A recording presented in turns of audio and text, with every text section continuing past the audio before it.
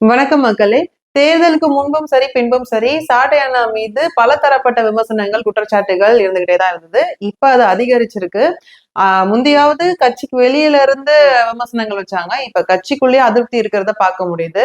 முதலாவதா பிரியகுமார் சகோதரர் ட்விட்டர்ல ஒரு பதிவு போட்டிருக்காரு. அது என்னன்னா, சாட்டை அண்ணா சமீபத்துல சிஎம் விஜய் அவர்களை பத்தி ஒரு வீடியோ ஒண்ணு போட்டிருந்தாரு.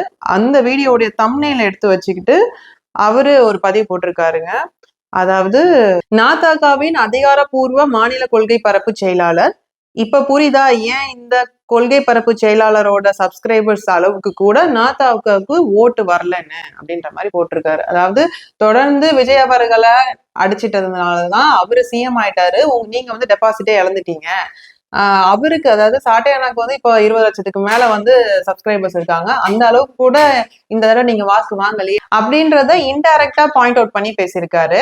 இவரு மட்டும் கிடையாது, தொடர்ச்சியா சகோதரர் பாரியும் பிரியகுமாரும் ஐடி விங் தலைமையும் சாட்டை மேலையும் பல குற்றச்சாட்டுகள் வச்சாங்க. அதாவது இவங்களாலதான் கட்சி அழிய போகுது, இவங்களாலதான் கட்சி கெட்ட பேரு, இந்த மாதிரி எல்லாம் கூட விமர்சனம் வச்சுட்டு வந்தாங்க. அடுத்ததா ஒரு நபர், அவரு தொடர்ந்து நாம் தமிழர் கட்சி சார்பா தான் ட்விட்டர்ல பதிவு போட்டுட்டு இருக்காரு. இவரை நாம் தமிழர் கட்சியில இருக்கக்கூடிய முக்கிய நிர்வாகிகள் எல்லாம் கூட ஃபாலோ பண்றாங்க. தமிழ் தேசியவாதின்றது தெரியுது, ஆனா நாம் தமிழர் கட்சியில பயணிக்கிறாரான்னு தெரியல. அவரு என்ன சொல்லியிருக்காருன்னா, சாட்டை ஆக சிறந்த பேச்சாளன், தமிழ் தேசிய அரசியல் எடுத்து பேசினா அவ்வளவு ஈர்க்கும் விதமாக இருக்கும், கட்சி கடந்து எல்லாராலும் விரும்பப்படும் ஒரு நல்ல யூடியூபர். சாட்டை தனக்கான பார்வையாளர்களை சந்தோஷப்படுத்துவதில் காட்டும் முக்கியத்துவம் நாம் தமிழர் கொள்கை பரப்பு செயலாளராக செயலையே. ஏன் இங்கே இதுதான பிரச்சனை. தாவேகாக்கு மாற்று சக்தியாக நாம் தமிழரை உறுதிப்படுத்த வேண்டிய கடுமையான காலகட்டத்தில் கட்சி நிக்குது. இந்த நேரத்தில் நம்ம வலிமையை காட்ட கள அரசியலை முடுக்கி விடணுமா, இல்ல விஜயை கலாய்க்கணுமா, அதை விட ஒருபடி மேல போய் உதயநிதிக்கெல்லாம் முட்டு கொடுக்கணுமா அப்படின்ற மாதிரி ஒரு பதிவு போட்டிருக்காரு. இந்த சமயத்துல நான் இன்னொரு விஷயத்த ஞாபகப்படுத்த விரும்புறேன். ஜனவரி 25 நாம் தமிழர் கட்சி சார்பாக ஒரு கலந்தாய்வு கூட்டம் தாம்பரத்துல நடந்துச்சுங்க. அந்த கூட்டத்துல நானும் கலந்துக்கிட்டேன். அப்ப நாம் தமிழர் கட்சியோடைய முதல் கொள்கை பரப்பு செயலாளர் அண்ணன் ஜெயசீலன் அவர்கள் ஒரு விஷயத்த அந்த மேடையில பேசியிருந்தாங்க. அதாவது கட்சிக்குள்ளேயே ஒருத்தர் மேல ஒருத்தர் குற்றச்சாட்டை வச்சு காலவாரி விடுறது, இந்த மாதிரி செயல்லாம் செயல்படக்கூடாது.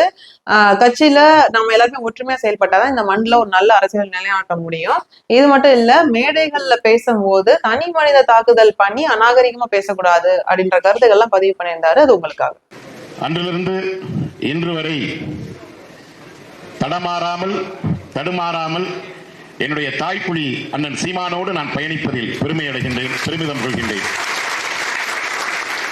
எத்தனை இடர்பாடுகள் வந்தாலும் என் உயிர் இருக்கின்ற வரை அண்ணனோடு தான் என்னுடைய பயணம் இறுதி வரை என்பதில் நான் உறுதியாகவும் இறுதியாகவும் இருப்பவன் தான்.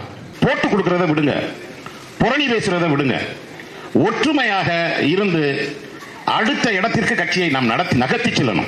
ஏனால் புறப்பகையை விட உட்பகை தான் ரொம்ப ஆபத்தானது. மேடைகளில் பேசும்போது கண்ணியமாக பேசுங்கள், அது ரொம்ப முக்கியம். அதே போல தரவுகளோடு பேசுங்கள், தரம் தாழ்ந்து பேசக்கூடாது. தீப்பொறி ஆறுமுகம் போல பேசினால் சீமான் அவன் தம்பிகளை எவ்வளவு கேவலமாக வளைத்து வைத்திருக்கின்றான் பாருன்னு சொல்லுவாங்க. அண்ணனுடைய கருத்தை முழுசா நான் ஏற்கிறேன். நான் எப்படி இந்த விடயங்களை பாக்குறேன் அப்படின்னா, இப்ப ஆளுங்கட்சியா இருக்கிறது தாவேகா, அவங்களுடைய நிறை குறை எல்லாத்தையுமே நம்ம சுட்டி காட்டணும். அரசியல் விமர்சனங்கள் நாகரிகமான முறையில வைக்கணும். அப்பதான் மக்களுக்கு அவங்க என்ன செய்யறாங்கன்றது தெரியும். ஏன்னா அவங்க கிட்ட பணபலம் இருக்கு, ஊடகத்தை விலைக்கு வாங்கிடுறாங்க. அதனால அவங்க செய்யக்கூடிய நிறைவான விஷயங்களை மட்டுமே ஒரு பாசிட்டிவ் நோட்ல ஊடகங்கள் கொண்டு போகுது. அப்படி இருக்க பட்சத்துல இவங்களுடைய உண்மை முகத்தை நம்ம சுட்டி காட்டி ஆகணும். அதே சமயத்துல நாம் தமிழர் கட்சி எடுத்துக்கிட்டீங்கன்னா ஊடக வெளிச்சமும் இல்ல, பணபலமும் இல்ல. நாம தான் ஒவ்வொருத்தவங்களும் ஊடகமா செயல்படணும். அதனால நாம் தமிழர் கட்சி முன்னெடுக்கக்கூடிய மக்கள் அரசியல் கொள்கை கோட்பாடு, அவங்க மக்களுக்காக நடத்தின போராட்டங்கள், இது எல்லாத்தையும் பத்தி நம்ம சொல்லணும். இப்ப சமீபத்துல கூட திருப்பூர்ல வட இந்தியர்கள் ஒரு தமிழரை போட்டு தாக்கியிருக்காங்க. இதை கண்டிச்சு நாம் தமிழர் கட்சி சார்பாக அபிநயா அக்கா போராட்டம் நடத்தியிருக்காங்க. அதை ஊடகங்கள் பெருசா போய் சேர்க்கவே இல்லை மக்கள் மத்தியில. அப்ப நாம தான் அதை ஒவ்வொருத்தவங்களும் இதை எடுத்து பேசணும். அதே மாதிரி செங்கல்பட்டு மாவட்டம் மதுராந்தகத்துல நாம் தமிழர் கட்சி சுற்றுச்சூழல் பாசறை பொறுப்பாளர் செந்தமிழ் செல்வன் அவருடைய தொடர் முயற்சியால அந்த பகுதியில 17.5 லட்சம் செலவுல அங்கன்வாடி கட்டித்தர அரசாணை வந்திருக்குங்க.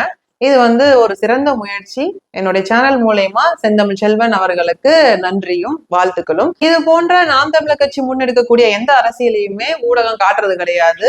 அதனால நாம தான் ஒவ்வொருத்தவங்களும் ஊடகமா செயல்படணும். பாத்தீங்கன்னா நாம் தமிழர் கட்சியில இருக்கக்கூடிய முக்கிய நிர்வாகிகள், வேட்பாளர்கள் எல்லாருமே யூடியூப் சேனல் வச்சிருக்கோம். இந்த மாதிரி விஷயத்த எல்லாத்தையும் எடுத்து பேசி அதை மக்கள் மத்தியில கொண்டு போய் சேர்த்தா மக்கள் மத்தியில ஒரு நன்மதிப்பையும் நம்பிக்கையும் நம்ம பெறுவோம். அது சீமானனுக்கும் கட்சி வளர்ச்சிக்கும் பெரிய உதவியா இருக்கும். இது என்னுடைய கருத்து. நான் என் கருத்தை பதிவு பண்ணிட்டேன். இந்த காணொலியை பார்த்த உங்களுடைய கருத்து என்னன்றத கமெண்ட் செக்ஷன்ல சொல்லுங்க. நீங்க இன்னமும் என்னுடைய சேனலை சப்ஸ்கிரைப் பண்ணலாம், மறக்காம சப்ஸ்கிரைப் பண்ணுங்க. மீண்டும் ஒரு காணொலியில் நான் உங்களை சந்திக்கிறேன். உங்களிடமிருந்து விடைபெறுவது நான் உங்கள் கமலி.